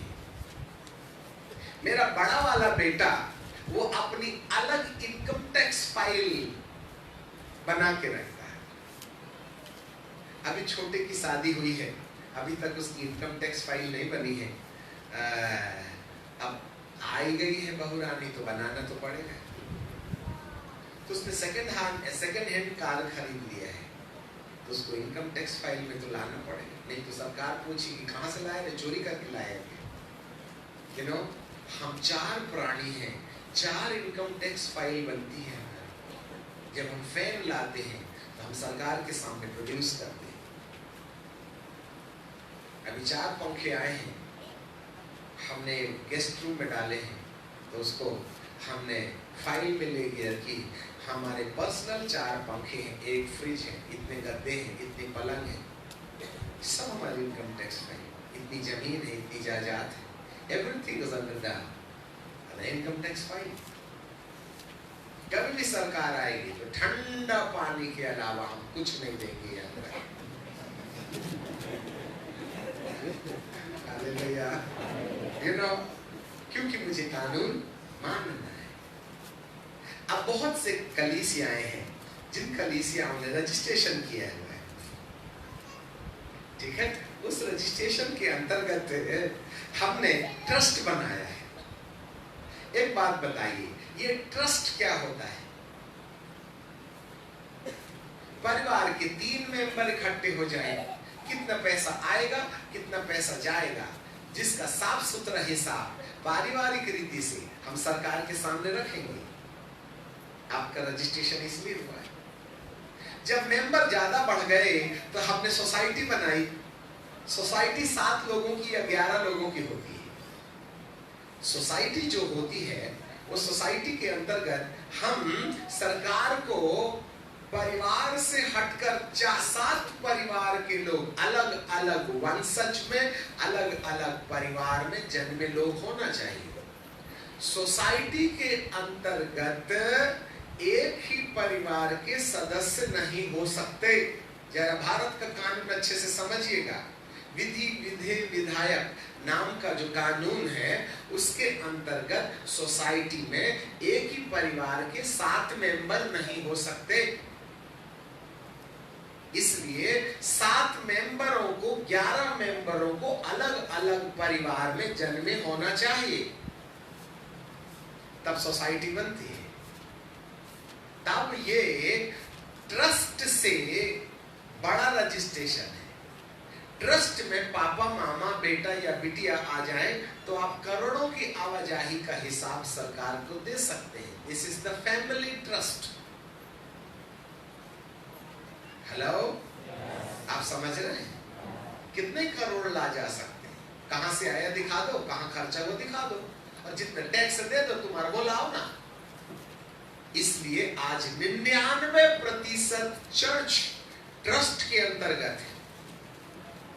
वे अपनी आवाजाही का हिसाब कोरे कागज में रख रहे हैं, सरकार को कोई प्रॉब्लम नहीं है। परंतु ट्रस्ट चर्च नहीं बना सकता, सोसाइटी चर्च नहीं बना सकती, वो कम्युनिटी हॉल बना सकती है,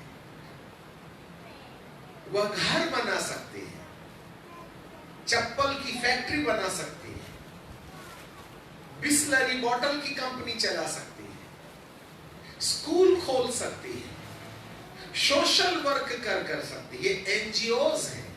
एनजीओज का मतलब होता है व्यापार करने के लिए सरकार के सामने अपने पैसे का लेखा जोखा रखना। सब याजक लोग ध्यान से सुनिएगा। अब ऐसा जरूर हो सकता है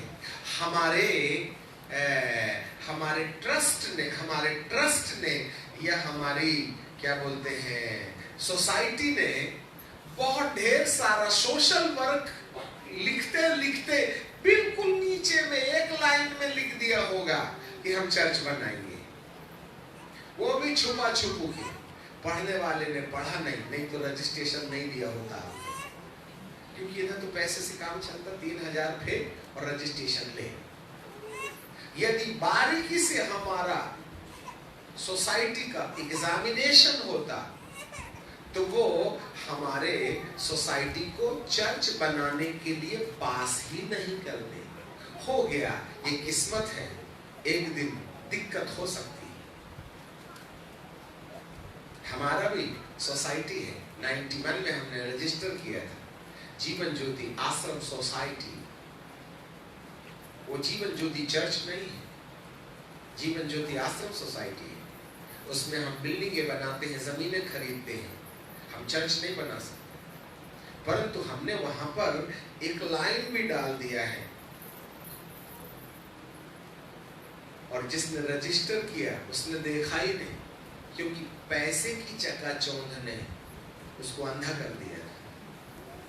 उसका काम बनाना, उसने हमारा काम बना दिया। इसको कहते हैं अंधा कानून। ठीक है कि नहीं? लीगली हम चर्च बनाने के काबिल नहीं है। हम आश्रम बना सकते हैं। आश्रम का मतलब होता है हर समाज के लोग अपनी अपनी दुआ प्रार्थना करें। That is called NGOs। और आज 99% लोगों ने या तो ट्रस्ट के द्वारा या सोसाइटी के द्वारा सेवकाई को शेल्टर देने के लिए सरकार के सामने पैसे की आवाजाही का डिक्लेरेंस किया है। नहीं जी, हमारा चर्च तो रजिस्टर्ड है, आपकी संस्था रजिस्टर्ड होगी, चर्च रजिस्टर्ड नहीं है। इसीलिए चर्च का एक अलग रजिस्ट्रेशन होता है। जरा ध्यान से सुनिए, चर्च का अपना एक अलग रजिस्ट्रेशन होता है, जिसको केवल चर्च रजिस्ट्रेशन के नाम से रजिस्टर किया जाता है। ये तीसरे नंबर वाला रजिस्ट्रेशन होता है, जिसको कंपनी रजिस्ट्रेशन कहते हैं। ये जो कंपनी रजिस्ट्रेशन है, इस रजिस्ट्रेशन के अंतर्गत प्योरली हमारी कंपनी चर्च बनाएगी, प्योरली सुसमाचार का प्रचार करेगी। ये कानून के हिसाब से कंपनी है, आध्यात्मिकता के हिसाब से इसको एसोसिएशन या डायोसिस कहते हैं। सो परमेश्वर ने हमको बुद्धि दिया। हमारी जो जीवन ज्योति संस्था है वह संपूर्ण भारत में कश्मीर से लेकर कन्याकुमारी तक कहीं भी सोशल वर्क कर सकती है। कहीं भी हम जमीन खरीद के उस पर बिल्डिंग बना सकते हैं, पर चर्च नहीं बना सकते। तो वहां क्रॉस लगा दिया, वहां एक बात अलग है, परंतु क्रॉस लगाने के आप एंटाइटल नहीं है। इसलिए आप हमारे बालाघाट में आएंगे तो हमारी बिल्डिंग के ऊपर क्रॉस नहीं, हम नहीं लगा सकते। जिस दिन इंक्वायरी बैठेगी उस दिन 36 लाख की बिल्डिंग में पॉकेट में खाने को मिलेगा। समझ गए हम क्या? So we cannot put the cross। वो चर्च है, हमारी सोसाइटी चर्च नहीं बना सकती, उसको चर्च बनाने का अधिकार नहीं है। सोशल वर्क करने का अधिकार है, सामाजिक काम कर सकते। चलो हो गया, चल रहा है, इसमें चल रहा है। हमें तो डर लगता है। पॉल दिनकर ने कल हमारे पास में फोन करके बोला, पास्टर जी हम संपूर्ण भारत के अंदर में 72 घंटे की ऑल नॉन स्टॉप प्रेयर कर रहे हैं। 2 अप्रैल से शुरू होगी। पवित्र आत्मा ने हमें ये याद दिलाया है कि एक नए युवक को परमेश्वर इस देश की जवाबदारी देगा, परंतु हमें थोड़ा आशंका नजर आ रही है। ऐसे समय में 72 घंटे की नॉन स्टॉप प्रार्थना के द्वारा परमेश्वर की ओर से नियुक्त किया गया व्यक्ति हमारे सरकार में अधिकारी बनकर के बैठे। इस मामले में हमें परमेश्वर के सामने गुहार लगाना चाहिए। ऐसे समय में कभी भी कुछ भी हो सकता है। बाइबल के अनुसार आगामी वर्ष कलीसिया के लिए प्रोसिक्यूशन का वर्ष है, प्रसव पीड़ा का वर्ष है। और ये जो प्रसव पीड़ा है अलग अलग रास्ते से आ सकती है। सामाजिक दबाव हो सकता है, पारिवारिक दबाव हो सकता है, आर्थिक दबाव हो सकता है, सरकारी दबाव हो सकता है, कानूनन दबाव हो सकता है। अलग अलग प्रकार से नहीं मालूम शैतान कौन से वाले धनुष पर अपना जलता हुआ तीर रख करके हमारे सीने पर वार करे। इसलिए हर एरिया में हमें बहुत ही साफ सुथरा कारोबार करना चाहिए। इसमें एक प्रमुख कारोबार आ जाता है। हम आत्मिक रीति से तैयार हो रहे हैं, हम प्रार्थना कर रहे हैं, हम उपवास कर रहे हैं, हम ऑर्डिनेशन ले रहे हैं, परंतु इन सब बातों के साथ साथ क्या भारत का विधान हमको कलीसिया बनाने की अनुमति देता है? क्या आपका ट्रस्ट और आपकी सोसाइटी आपको बपतिस्मा देने की अनुमति देती? क्या हमारा रजिस्ट्रेशन हमको सुसमाचार सुनाने की अनुमति देता है? जिन सभाओं को आज आप डंके की चोट में खुलेआम में कर रहे हैं, क्या यह रजिस्ट्रेशन के अंतर्गत है या सामाजिक दबाव के आधार पर है? क्या कानून हमें इसको मान्यता देती है? देखिए, कानून उनके लिए नहीं है, कानून हमारे लिए है। हम तो वो करते हैं, इसलिए हम भी करते हैं। कानूनन दृष्टि से हम उनके सहारे कर लेते हैं, अन्यथा हमें ऐसा करने की अनुमति नहीं है, क्योंकि उनको भी नहीं है। वो कर रहे हैं इसलिए हम कर लेते हैं। इसलिए किसी की छाया में होकर के आज हम जो कुछ भी कर रहे हैं हमारे भारत के विधान के आधार पर नहीं है।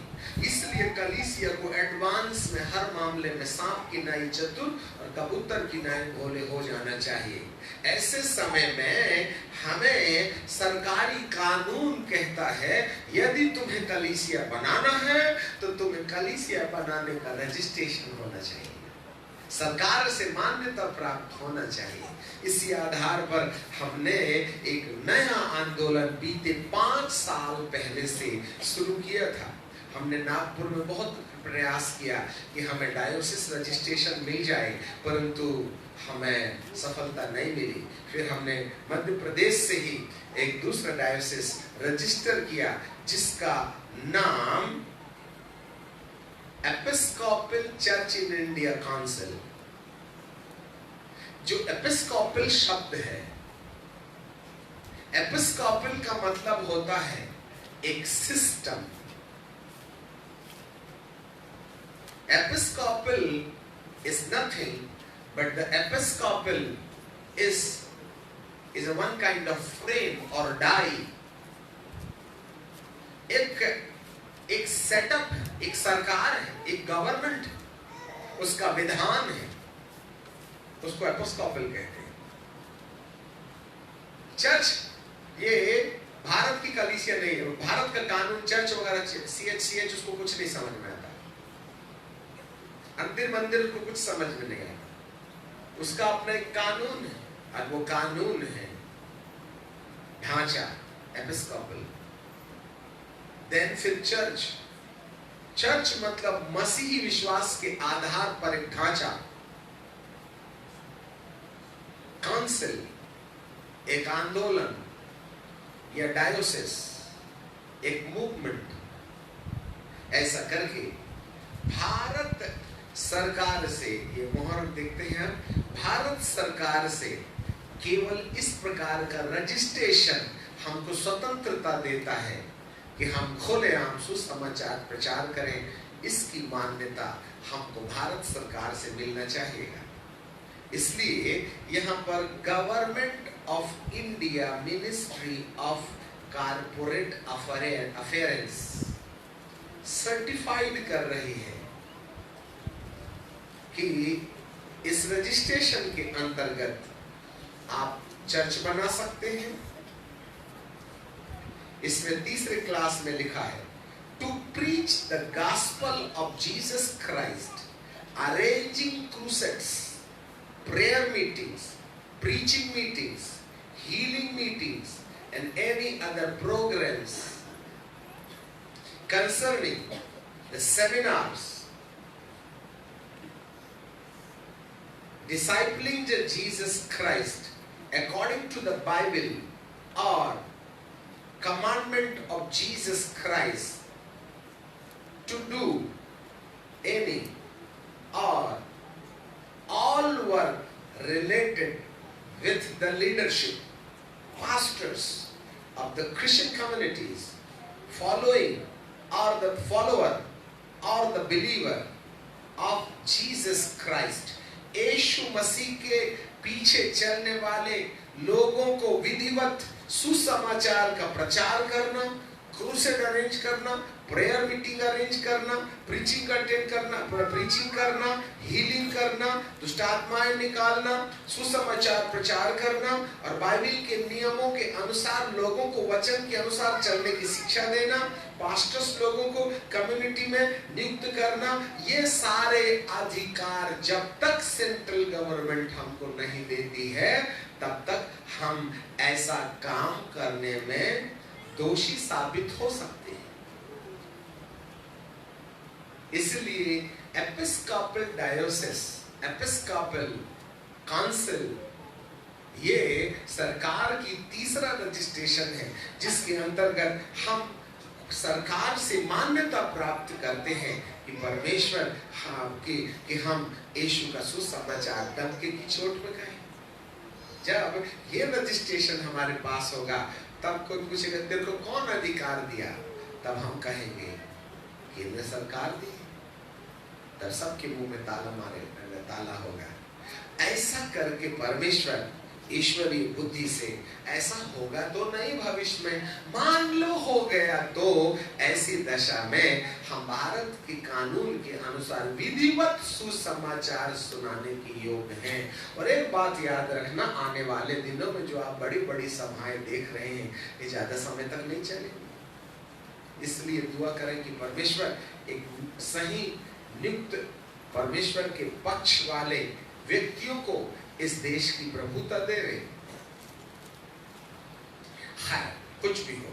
सो कहने का मतलब ये हो गया है कि परमेश्वर हमको जो कैसर का है, कैसर को जो परमेश्वर का है, परमेश्वर को देने की बात करता है। आज हमारे पास में करोड़ों की संपत्ति है जो जीवन ज्योति आश्रम सोसाइटी के अंतर्गत हमने बना रखी।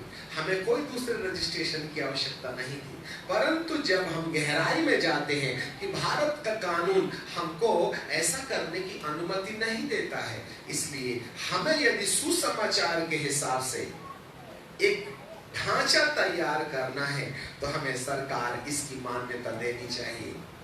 इसलिए प्रभु का अनुग्रह हमारे साथ रहा, जिसके परिणाम स्वरूप परमेश्वर ने एट लास्ट ऐसे लोगों को हमारे साथ जोड़ा, जिसके आधार पर हमने ECIC Episcopal church in India council Bharat के अंदर में काम करने की स्वतंत्रता भारत सरकार से प्राप्त कर ही ली, जिसके कारण से आज हम खुलेआम प्रचार करने के लिए परमेश्वर की दया और सरकार के कानून का पक्ष पा सकते हैं।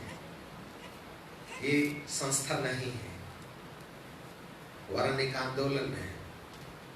It's a movement, Roman Catholic movement. आपको मालूम है केवल 3 लोगों को मान्यता भारत सरकार ने दी थी अब तक,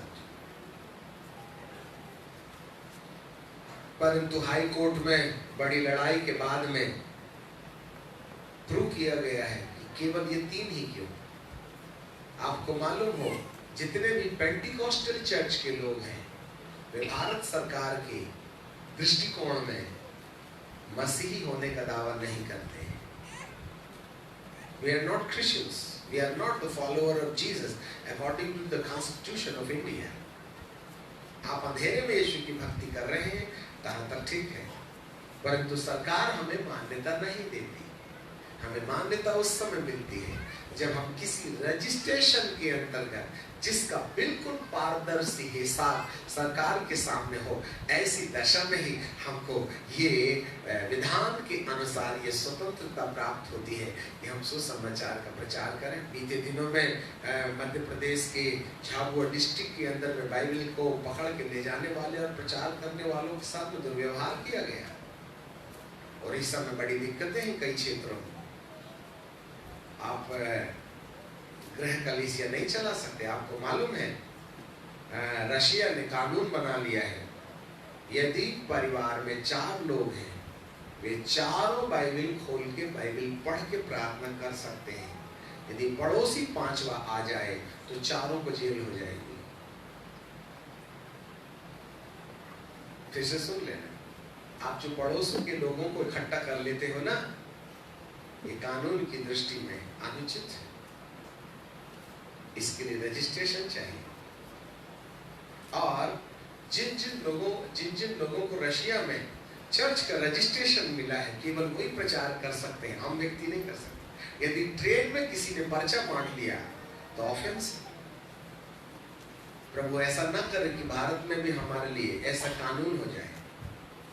इससे पहले कि वो कानून हमारे अंदर थोपा जाए, हमें एडवांस में तैयारी करनी चाहिए।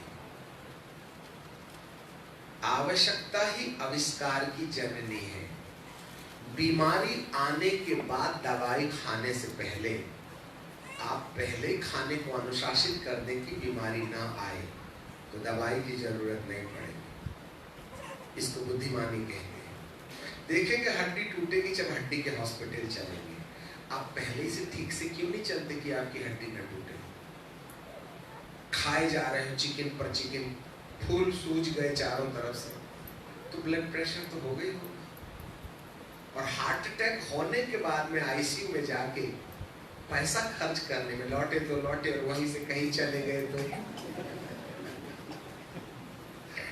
इसलिए भाई साहब, हार्ट अटैक आने से पहले हार्ट में अटैक आने का इंतजाम पहले से कर लो। इसको बुद्धिमान कहते हैं, सांप की नई चतुर। हमको मालूम ऐसा कानून नहीं आएगा। रशिया में आ गया, मान लो आ गया तो मान लो आपको कहता है बताइए आपको पास्टर कौन बनाया, तो जिसने आपको पास्टर बनाया तो उसको पास्टर बनाने का लाइसेंस है क्या? आज तो 3-3 हजार में पास्टर की डिग्री मिल रही है, कोई भी छाप लेता है दे देता है। कभी किसी ने पास्टर का ऑर्डिनेशन लेते समय उसने रजिस्ट्रेशन नंबर देखा क्या? आपको पास्टर ऑर्डिनेशन का सर्टिफिकेट या लाइसेंस मिलने के टाइम पर आपका जिसने रजिस्ट्रेशन किया है उसने अपना रजिस्ट्रेशन नंबर लिखा क्या? अब सब लोग जाना और अपना अपना पास्टर का ऑर्डिनेशन वाला सर्टिफिकेट देखना, उसमें रजिस्ट्रेशन नंबर जो सरकार देती है वो नंबर डाला है कि नहीं। फिर वो वाले नंबर को आप गूगल वीडियो में, गूगल में डालना और देखना ये वाली सोसाइटी को पास्टर बनाने की परमिशन सरकार दी है कि नहीं।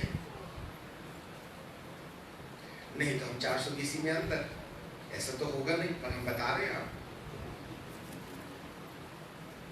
आज कोई भी संस्था हमको पास्टर बना रही है, परंतु जिस संस्था ने तुमको पास्टर बनाया, उस संस्था को पास्टर बनाने की अनुमति सेंट्रल गवर्नमेंट दी क्या?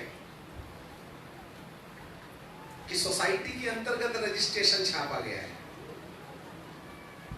हालेलुया।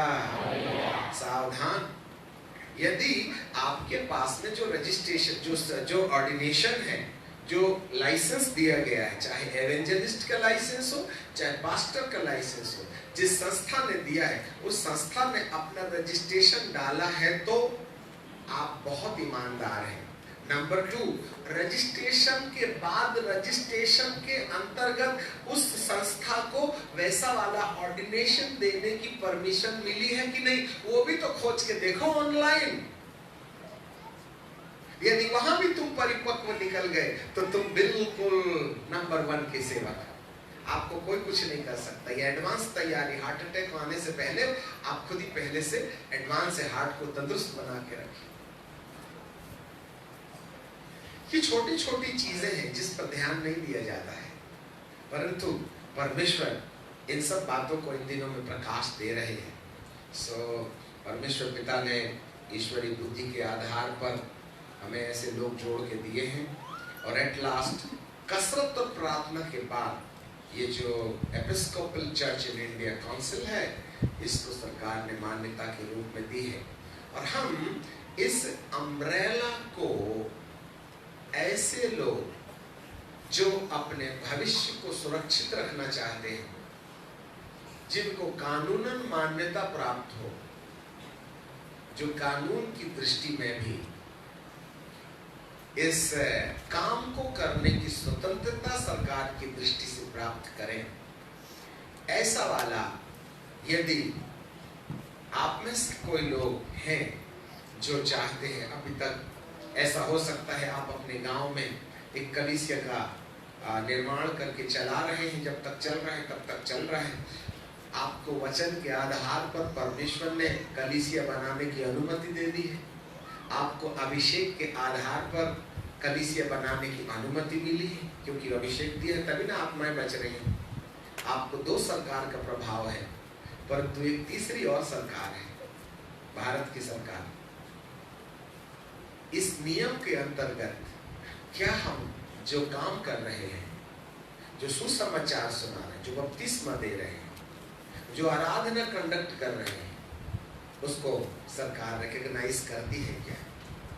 यदि नहीं तो हमें ऐसे आंदोलन में आके खड़े होने की जरूरत है जो आपकी रक्षा कर सके। ठीक है?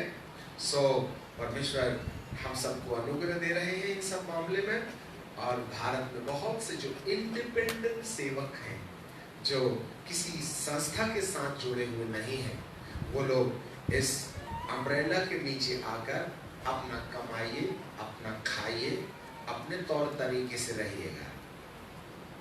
इसका लेखा जोखा आपको अपनी सरकार को देना होगा, चाहे आपका ट्रस्ट है, चाहे आपका सोसाइटी है।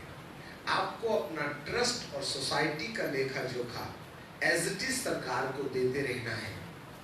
उसमें इस आंदोलन का कोई हस्तक्षेप नहीं होगा।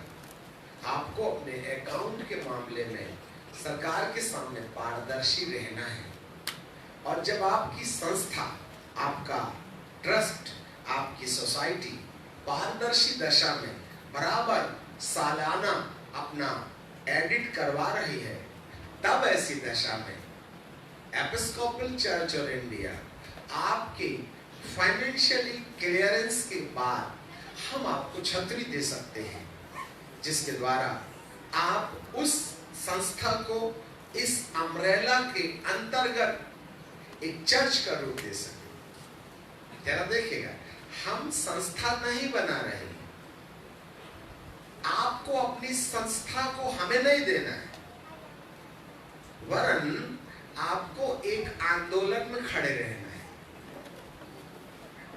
अपनी कलीसिया बनाएंगे, आप अपना पैसा इकट्ठा करेंगे, आप अपना ही धन खर्च करेंगे, आपको किसी को हिसाब देने की जरूरत नहीं है।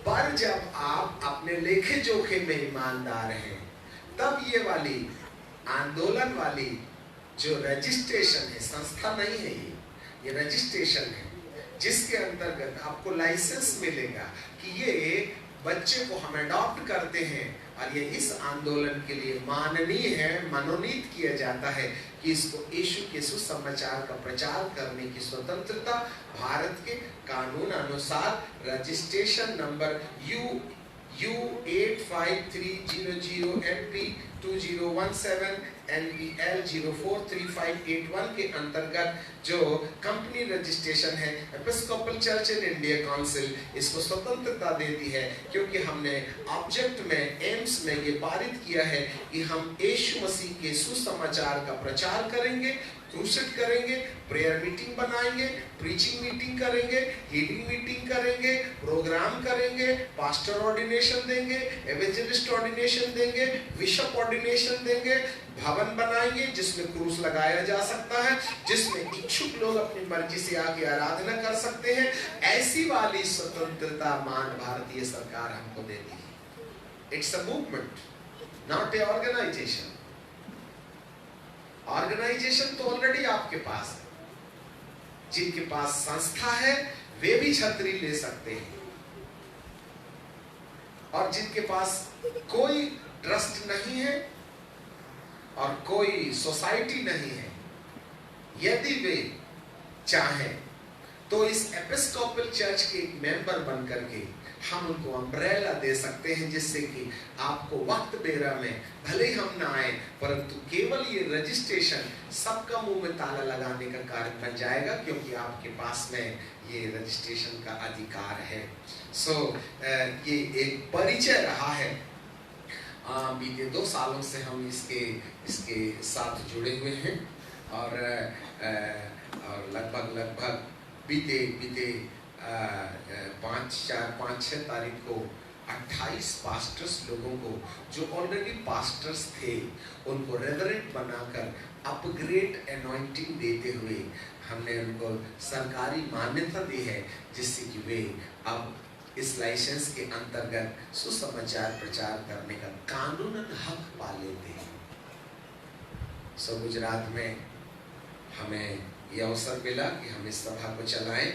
ये आत्मिक सेवा के साथ एक सपोर्टिंग सेवा है। जैसे तू आत्मिक उन्नति कर रहा है, वैसे तू हर बात में उन्नति करते चले जा। तो हम 2 कानून मानते हैं, वचन का कानून और पवित्र आत्मा का कानून। इसके बाद में एक और कानून आता है, भारत का कानून, और ये भारत का कानून हमारे सामने ECIC के रूप में खड़ा है। ऐसी और भी मूवमेंट है जो मूवमेंट ऐसा वाला मदद करते हैं, जैसे और भी बहुत से EFI आपको मालूम है, EFI नाम का ऑर्गेनाइजेशन जिसमें 3000 कलीसियाएं एक साथ जुड़ी हैं। पहले वो ट्रस्ट था, परंतु जब बीते 2 साल पहले जब ताला लगाने की बात शुरू हुई ना, तो उनको तत्काल ऑफिस बंद करके दूसरा रजिस्ट्रेशन करना है ना।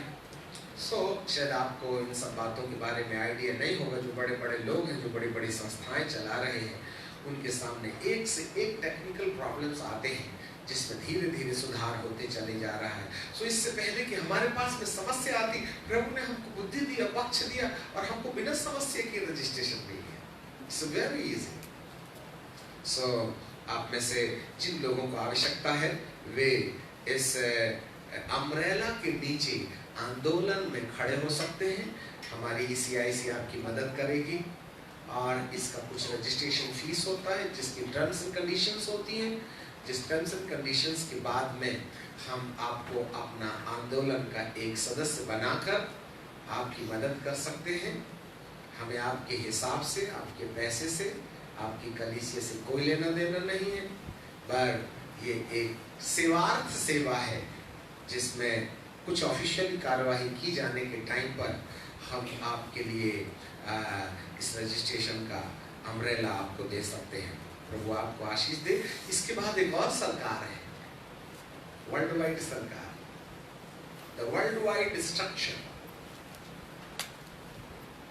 विश्व की संपूर्ण देशों की कलीसियाओं को जो रूप दिया गया है। आपको मालूम है केरल से हमारा बहुत निकटतम संबंध है। जितने भी पेंटिकॉस्टल चर्चेस के लोग हैं, धीरे धीरे उनको ये रजिस्ट्रेशन नंबर नहीं मिल पाने के कारण रोमन कैथोलिक अम्ब्रेला के नीचे जा रहे हैं। अभी हमारे पास में परमेश्वर के बड़े भारी दास आए, उनके पैर के नीचे से जमीन चली।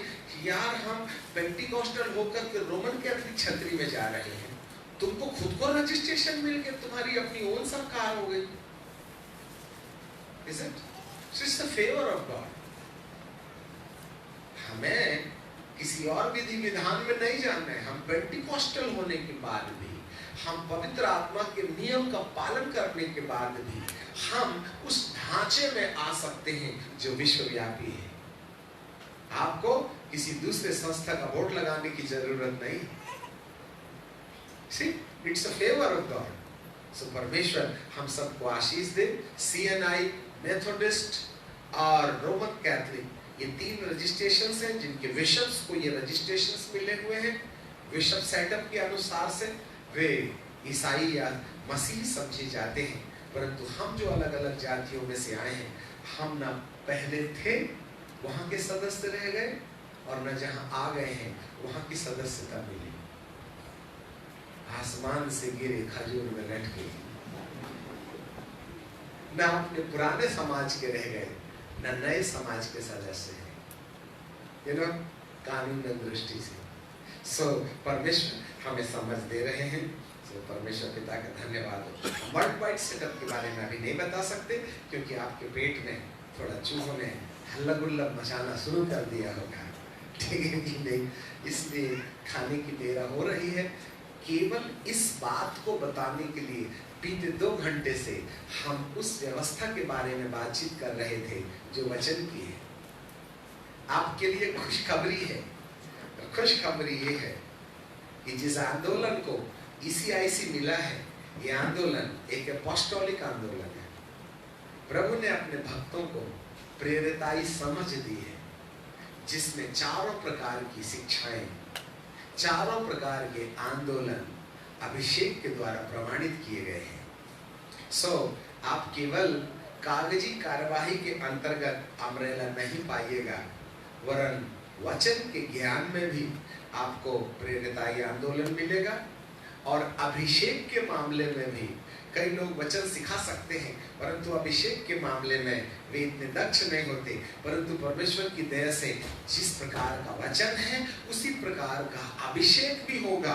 और उसके बाद ये दोनों सरकार के बाद में तीसरी सरकार जो भारत का नियम है उसके आधार पर भी ये आंदोलन, देन फिर धीरे धीरे हम उसको वर्ल्ड वाइड सेटअप में, अभी हमको एक और क्लू मिला हुआ है, सीधे गवर्नर हमको एक परमिशन दे दे इस सेटअप को लाने के लिए, तो हमारी अपनी ओन गवर्नमेंट होगी। ये रोमन कैथोलिक गवर्नमेंट है। एंड देन फिर इसके बाद स्लोली हमारा विचार हो रहा है कि हम इसके बाद जब इंडियन गवर्नर हमें इस बात की नो ऑब्जेक्शन दे दे, देन फिर हम उसको वर्ल्ड वाइड सेटअप में जो विश्वव्यापी कलीसिया है उसमें इस रजिस्टर डायोसिस को रजिस्टर करें। हमारी चहल चल रही है जिससे कि अमेरिका, लंदन, जापान जिसमें डायोसिस हैं उसको जो वर्ल्ड वाइड डायोसिस है उसमें जोड़ दिया जाए, जिससे कि हम विश्वव्यापी कलीसिया की एक अंग बन सकते हैं। सो परमेश्वर आपको आशीष दे। अब हम यहाँ रुक जाना चाहते हैं। इसकी कागजात हमारे पास में हैं और बहुत ही जल्दी हम इसको वेबसाइट में डाल देंगे। आपने इसको पढ़ सकते हैं। इसमें